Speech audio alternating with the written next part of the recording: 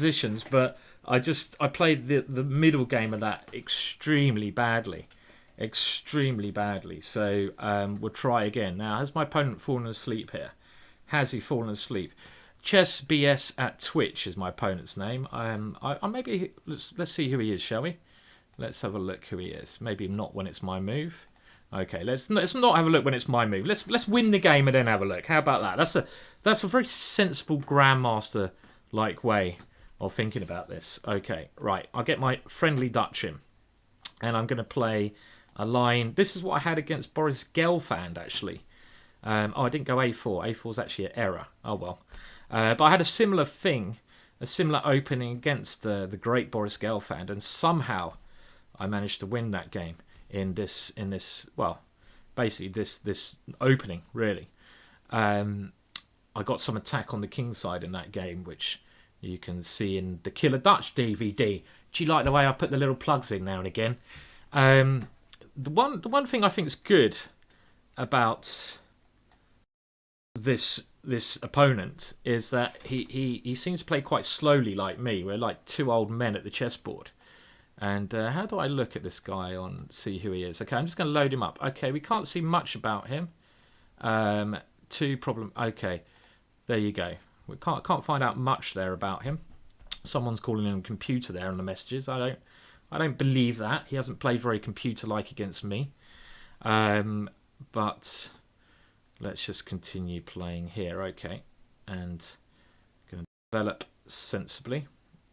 Try to get my bishop to c6. This is the bad piece at the moment. I'm wondering if I had some knight jump because his knight on a3 is bad.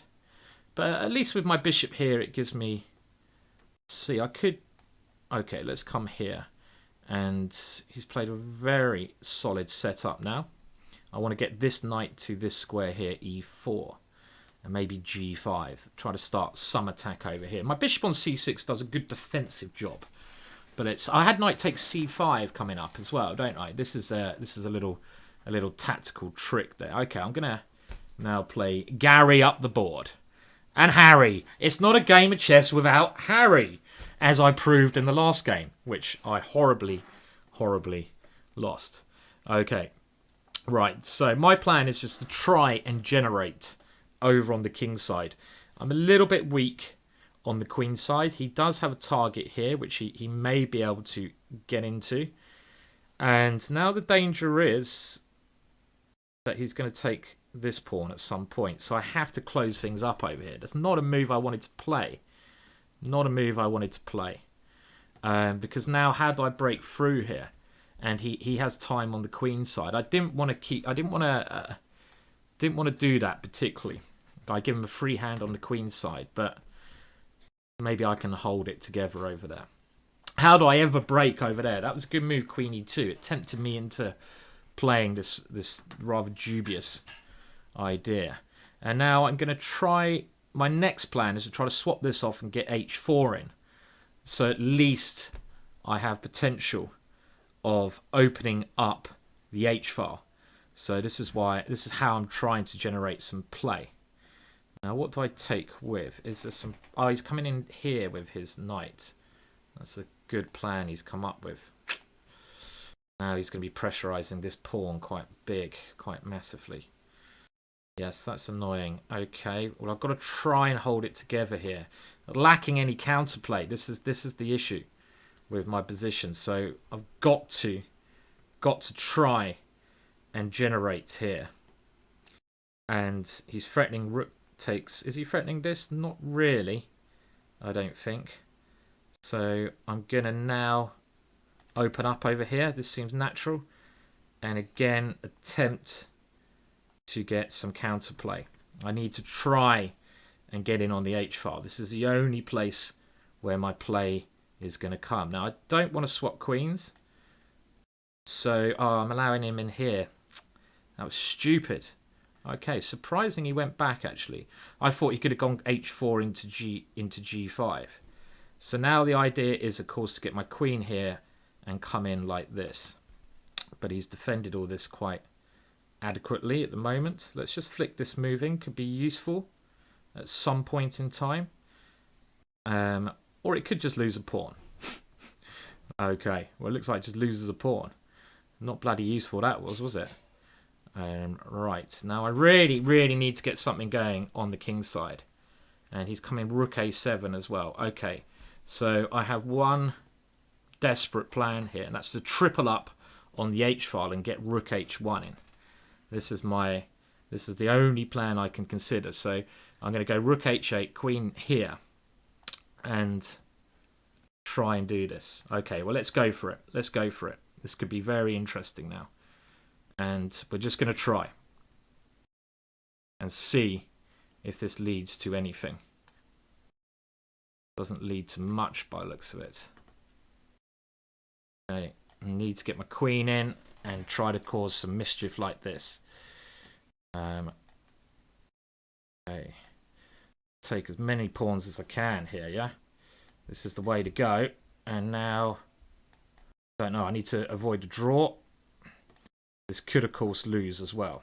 Oh, flip. Nearly mate. My queen defends it.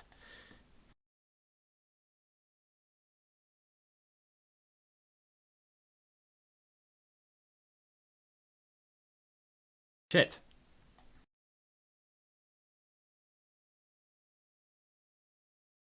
Whoa, yeah, these are close games, yeah? Very close games. I mean, actually, I think that was a bit desperate on my part there, because my position was not a lot of fun to play, I have to admit, but I managed to get that one plan in, and that's what you've got to do. I mean, the best way to play it, rather than going completely passive in a game situation, is to attempt, it's not a game of chess without Harry, is to attempt to create counterplay even at any cost, especially in blitz games.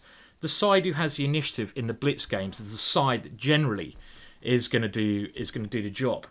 So, okay, so here we go. Well, he's just asking for it. If you play a move like g6, you know that Harry is coming up the board. Go, Harry, go. As Topalov amazingly played today with Harry, which I was, frankly, quite shocked about, because this is a line that I dubbed the Williams anti... sorry, I'm just thinking. I've got to think occasionally. The Williams anti-Grunfeld variation, a line that I thought was going to rarely be played at top level. And it's funny how some trends occasionally catch on. So now standard maneuver here. I've talked about this maneuver before of knight here, knight d2, knight here. This is a very common idea when the knight can be very well placed on this side of the board. Of course, we don't let him play this move. That would be a tragedy. Now, I don't think I should consider taking here at the moment. Even though I have an interesting idea. Here, knight here takes and rook h3. But it does, positionally speaking, give up this knight, which I generally like in this structure. So I'm not going to go this. I'm really very interested in playing g4 at the right time. Okay, let's go for an interesting plan. But he's going to go f5, isn't he? Okay, let's try this one, because it's the most interesting way to play. Of course, with one idea in mind, that's g4. Now, my opponent, positionally speaking, has improved his position by getting rid of his dark squared bishop. Because, look, all of his pawns are on dark squares, pretty much. So, having a dark squared bishop, there's some clash. The bishop doesn't work well because it would be clashing against its own pawns. But speaking about that, that also weakens his king. Because he's weakened, he's lost a protector, the fianchetto bishop. That's why I'm going for this, rather aggressive attack over on this area of the board.